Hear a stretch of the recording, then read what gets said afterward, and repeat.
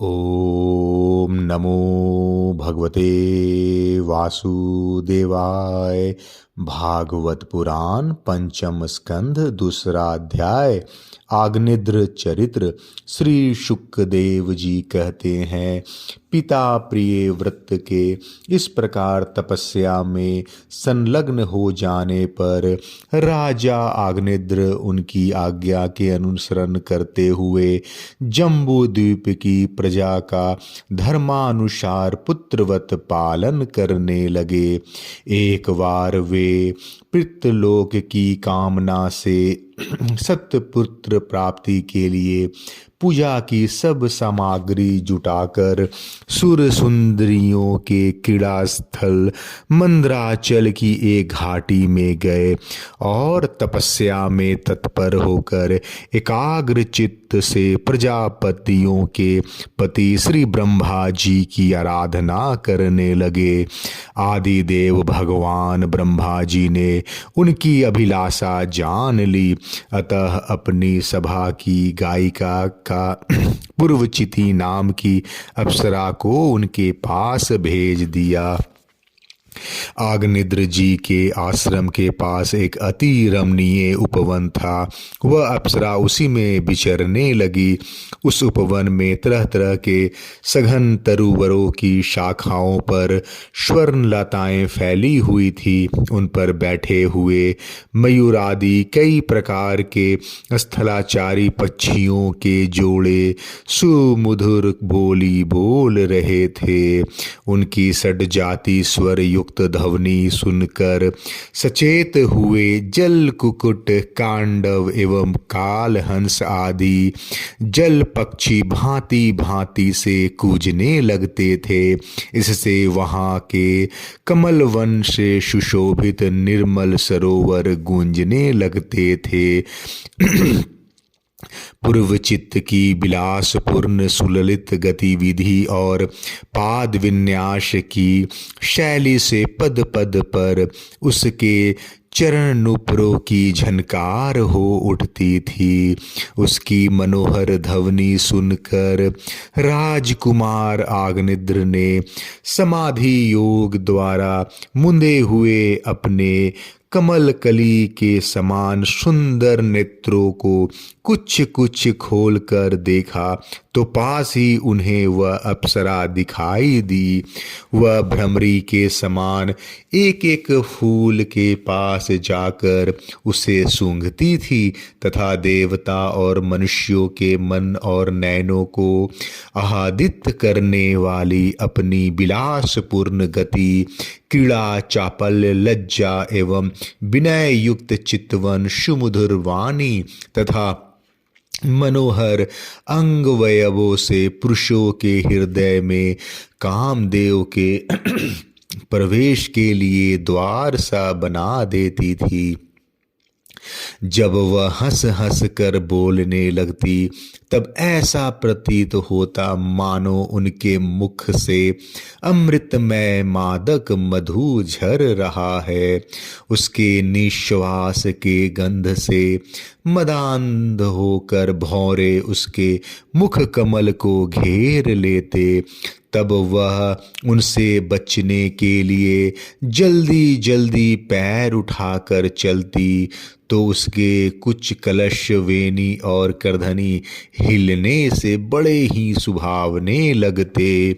वह सब देखने से भगवान कामदेव को आग्नेद्र के हृदय में प्रवेश करने का अवसर मिल गया और वे उनके अधीन होकर उसे प्रसन्न करने के लिए पागल की भांति इस प्रकार कहने लगे, मुनिवर तुम कौन हो? इस पर्वत पर तुम क्या करना चाहते हो? तुम परम पुरुष श्री नारायण की कोई माया तो नहीं हो? भौं की ओर संकेत करके सखे, तुमने ये बिना डोरी के दो धनुष क्यों धारण कर रखे हैं?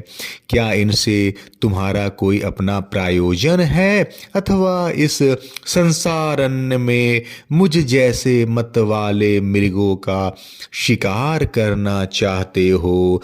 कटाक्षों को लक्ष्य करके तुम्हारे ये दो बाण तो बड़े सुंदर और पैने हैं। अहो, इनके कमल दल के पंख है, देखने में बड़े शांत और है भी पंखहीन। यहाँ वन में विचरते हुए तुम इन्हें किस पर छोड़ना चाहते हो? यहाँ तुम्हारा कोई सामना करने वाला नहीं दिखाई देता। तुम्हारा यह पराक्रम हम जैसे जड़ बुद्धियों के लिए कल्याणकारी हो। भौरों की ओर देखकर भगवान तुम्हारे चारों ओर जो ये शिष्यगण अध्ययन कर रहे हैं, वो तो निरंतर रहस्य युक्त समागान करते हुए मानो भगवान की स्तुति कर रहे हैं। और ऋषिगण जैसे वेद की शाखाओं का अनुसरण करते हैं, उसी प्रकार ये सब तुम्हारी चोटी से झड़े हुए पुष्पों का सेवन कर रहे हैं।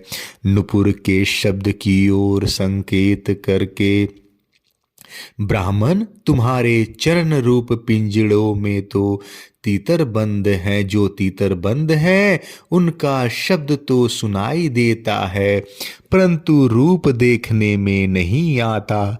करधनी सहित पीली साड़ी में अंग की कांति की उत्प्रेक्षा कर तुम्हारे नितंबों पर यह कदम कुसुमों की सी आभा कहाँ से आ गई? इनके ऊपर तो अंगारों का मंडल सा भी दिखाई देता है, किंतु तुम्हारा वल्कल वस्त्र कहाँ है? कुंकुम मंडित कुचों की ओर लक्ष्य करके द्विजवर, तुम्हारे इन दोनों सुंदर सींगों में क्या भरा हुआ है? अवश्य ही इनमें बड़े अमूल्य रत्न भरे हैं। इसी से तुम्हारा मध्य भाग इतना कृष्ण होने पर भी तुम इनका बोझ ढो रहे हो। यहाँ जाकर तो मेरी दृष्टि भी मानो अटक गई है। और शुभग, इन सींगों पर तुमने यह लाल लाल लेप सा क्या लगा रखा है? इसकी गंध तो मेरा सारा आश्रम गंध से मेरा सारा आश्रम महक उठा है। मित्रवर, मुझे तो तुम अपना देश दिखा दो, जहाँ के निवासी अपने वक्षस्थल पर ऐसे अद्भुत अवयव धारण करते हैं, जिन्होंने हमारे जैसे प्राणियों के चित्तों को क्षुब्ध कर दिया है। मुख में विचित्र हाव भाव, सरस भाषण और अधरामृत जैसी अनूठी वस्तुएं रखते हैं। प्रियवर, तुम्हारा भोजन क्या है, जिसके खाने से तुम्हारे मुख से हवन सामग्री सी सुगंध फैल रही है? मालूम होता है तुम कोई विष्णु भगवान की कला ही हो, इसलिए तुम्हारे कानों में कभी पलक न मारने वाले मकर के आकार के दो कुंडल हैं। तुम्हारा मुख एक सुंदर सरोवर के समान है, उसमें तुम्हारे चंचल नेत्र भय से कांपती हुई दो मछलियों के समान, दंत पंक्ति हंसों के समान और घुंघराली अलकावली भौरों के समान शोभायमान है। तुम जब अपने कर कमलों से थपकी मार कर इस गेंद को उछालते हो, तब यह दिशा विदिशाओं में जाती हुई मेरे नेत्रों को तो चंचल कर ही देती है, साथ साथ मेरे मन में भी खलबली पैदा कर देती है। तुम्हारा बांका जटाजुट खुल गया है, तुम इसे संभालते नहीं। अरे यह धूर्त वायु कैसा दुष्ट है, जो बार बार तुम्हारे निवी वस्त्र को उड़ा देते हैं। तपोधन, तपस्वियों के तप को भ्रष्ट करने वाला यह अनूप रूप तुमने किस तप के प्रभाव से पाया है। मित्र, आओ कुछ दिन मेरे साथ रहकर तपस्या करो, अथवा कहीं विश्व विस्तार की इच्छा से ब्रह्मा जी ने ही तो मुझ पर कृपा नहीं की। सचमुच तुम ब्रह्मा जी की ही प्यारी देन हो। अब मैं तुम्हें नहीं छोड़ सकता। तुमने तो मेरे मन और नयन ऐसे तुम में तो मेरे मन और नयन ऐसे उलझ गए हैं कि अन्यत्र जाना ही नहीं चाहते। सुंदर सींगों वाली, तुम्हारा जहाँ मन हो मुझे भी वहाँ ले चलो। मैं तो तुम्हारा अनुचर हूँ और तुम्हारी ये मंगलमय सखियों भी हमारे ही साथ रहे। श्री शुकदेव जी कहते हैं, राजन, अग्निद्र देवताओं के समान बुद्धिमान और स्त्रियों को प्रसन्न करने में बड़े कुशल थे। उन्होंने इस प्रकार की रति चातुर्मयी मीठी मीठी बातों से उस अप्सरा को प्रसन्न कर लिया। वीर समाज में अग्रगण अग्निद्र की बुद्धि, शील, रूप, अवस्था, लक्ष्मी और उदारता से आकर्षित होकर वह उन जम्बूद्वीपधिपति के साथ कई हजार वर्षों तक पृथ्वी और स्वर्ग के भोग भोगती रही। तदंतर नृपवर आग्निद्र ने उसके गर्भ से नाभि, किमपुरुष, हरिवर्ष, इलावृत, रम्यक, हिरण्मय, कुरु, भद्राश्व और केतुमाल नाम के 9 पुत्र उत्पन्न किए। इस प्रकार 9 वर्ष में प्रति वर्ष एक के क्रम से 9 पुत्र उत्पन्न कर पूर्वचिति उन्हें राजभवन में ही छोड़कर फिर ब्रह्मा जी के सेवा में उपस्थित हो गई। ये आग्निद्र के पुत्र माता के अनुग्रह से स्वभाव से ही सुडौल और सबल शरीर वाले थे।